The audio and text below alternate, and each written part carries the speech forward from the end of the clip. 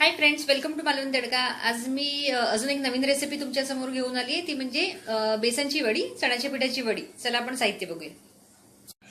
बेसन वडी बनवण्यासाठी मी इथे हे 1.5 कप बेसन घेतले, चणा डाळीचं पीठ आहे,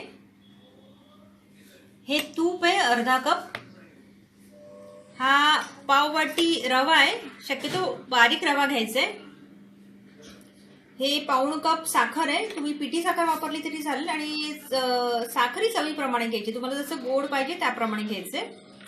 हा केशर वेलची सिरप घातलाय, तुम्ही वेलची आणि जायफळ पावडर पण घालू शकता, आणि सजावटीसाठी बदामाचे काप घेतले। मी ते गॅसवरती कढई ठेवली आणि त्याच्यामध्ये मी आता चमचाभर तूप टाकले, त्याच्यामध्ये आम्ही रवा घालणार आहे अगोदर, आणि तो चांगला भाजून घेणार आहे, स्लो गॅसवरती चांगलं परतून घ्यायचंय।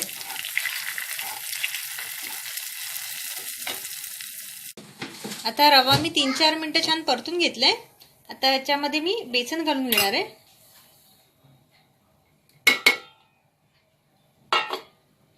आणि थोडं थोडं तूप घालून घेणार आहे। तूप सगळं एकदम नाही घालायचंय, थोडं थोडं घालणार आहे मी। आता अर्ध तूप घालून घेते, आणि स्लो गॅसवरती हळूहळू असं परतत राहायचंय, आणि बेसन असं भाजून घेणार आहे तुपामध्ये चांगलं। मी अर्ध तूप मिक्स करून भाजून घेतले थोडंफार 3-4 मिनिटं। हे मिश्रण बरंच ड्राय वाटतंय, आता मी अजून जे उरलेलं तूप आहे ना ते पण त्याच्यामध्ये ऍड करणार आहे।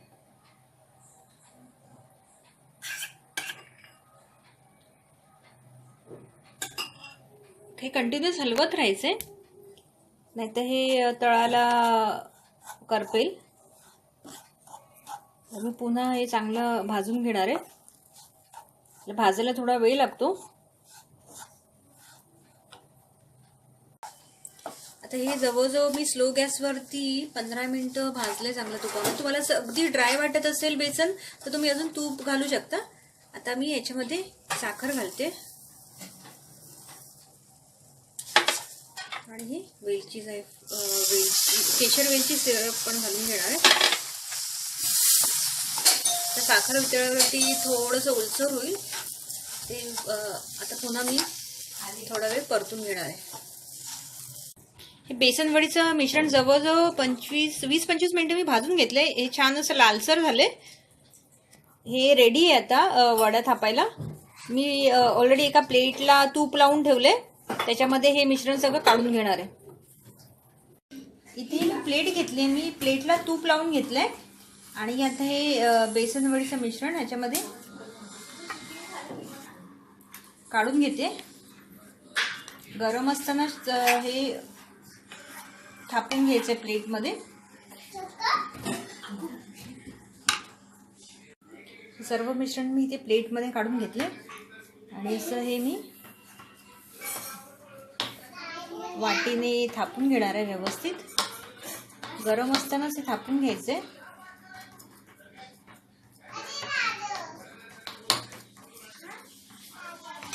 सगळे पूर्ण प्लेटमध्ये थापून घेतले। आता हे मी ह्याच्यावरती हे बदामाचे काप पसरवून घेणार आहे।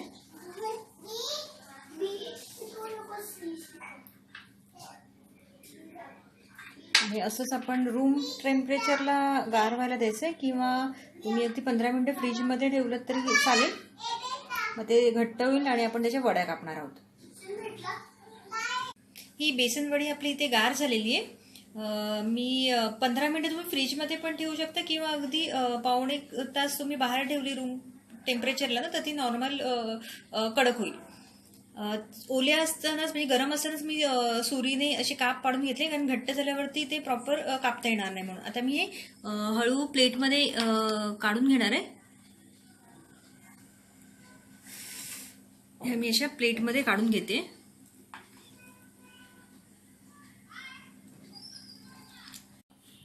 मी सर्व बेसन वड्या काढून घेतल्यात प्लेटमध्ये, आणि अशा टेस्टी अशा बेसन वड्या रेडी आहेत आपल्या।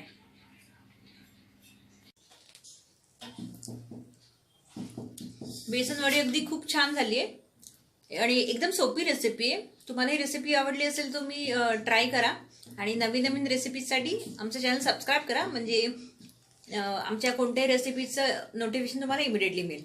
रेसिपी बघितल्याबद्दल धन्यवाद.